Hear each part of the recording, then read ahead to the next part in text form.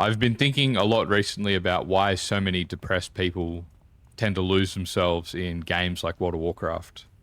I don't think it's because they're lazy, nor do I think it's because they're wasting time. I think because for a mind that is sick with depression, Azeroth is really one of the few places where the rules make sense.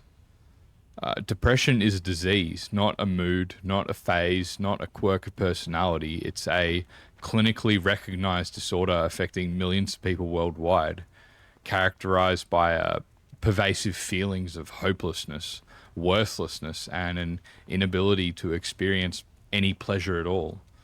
The World Health Organization defines it as the leading cause of disability worldwide, and yet, when you are in the grip of it, it feels so deeply personal, like a moral failing, like you're broken in a way that no one else is.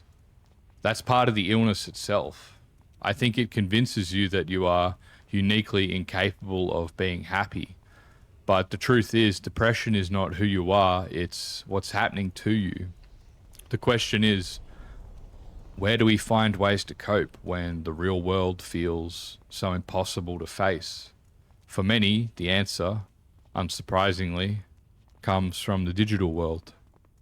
World of Warcraft isn't a mental health treatment, but it does offer something that depression robs from us: connection, agency, and meaningful progression. Let's start with the most basic question. Why do people with depression gravitate towards games like World of Warcraft? Psychologists often describe depression as a state of anhedonia, the inability to feel joy. Activities that once brought pleasure begin to feel dull.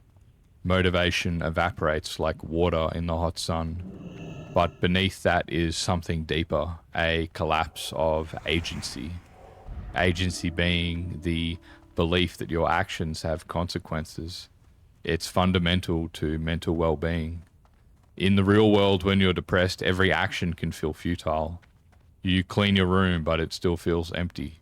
You go outside, but the sun feels cold. You message a friend, but it feels meaningless. That's where World of Warcraft can flip the script and intervene. In Azeroth, cause and effect are rather clear. You kill 10 boars, you get 10 boar hides. You complete a dungeon, you get loot. You help a guildie and you feel valued. Albert Bandura's concept of self-efficacy is key here. It's the belief in your ability to influence events and the outcomes in your life. Depression shatters that self-efficacy that Bandura talks about, but in World of Warcraft, it's quietly rebuilt through predictable feedback loops. Taking action, logging in. The world responds to that. That sense of predictable control, despite being digital, is incredibly therapeutic. It's not just as simple as escapism. It's a simulation of a world where your actions begin to matter again. Another harsh side effect of depression is executive dysfunction. Even the simplest of tasks like getting out of bed, showering, doing laundry, even deciding what to eat that day become overwhelming. Not because you don't care, but because the mental pathways for organizing, prioritizing, and initiating these actions are impaired by the disease. This is where MMOs can provide an unexpected therapeutic structure. Games like World of Warcraft externalize executive functions. They give you quests, objectives, step-by-step guidance. By offloading this decision-making into structured, manageable chunks, MMOs begin to reduce the mental burden that would otherwise feel crushing. When real life feels like facing a blank canvas with no instructions, WoW hands you a paint-by-numbers kit. But it's easier to log in and farm hers than to figure out how to fix your life. But that's not laziness, it's survival. For people in the deep throes of depression, the structure of MMOs isn't just entertainment, it's scaffolding, a way to function when everything else feels impossible. But this structure is a double-edged sword, which brings me to my next point. While MMOs can provide comfort, they also enable existential avoidance. In psychology, existential avoidance is the tendency to avoid unpleasant emotions, thoughts, or experiences, even when that avoidance worsens your situation in the long run. MMOs are designed to be infinite. There's always another quest, another ult, another grind. And when the real world feels so overwhelming, it's very easy to retreat into a place where the rules are simpler, defined, where you feel in control. But the harsh reality is, no matter how much time you spend in Azeroth, your real life problems are still waiting there when you log out. The danger lies in the illusion of productivity. You're achieving things in game, yes, but is it helping you build a life outside the screen?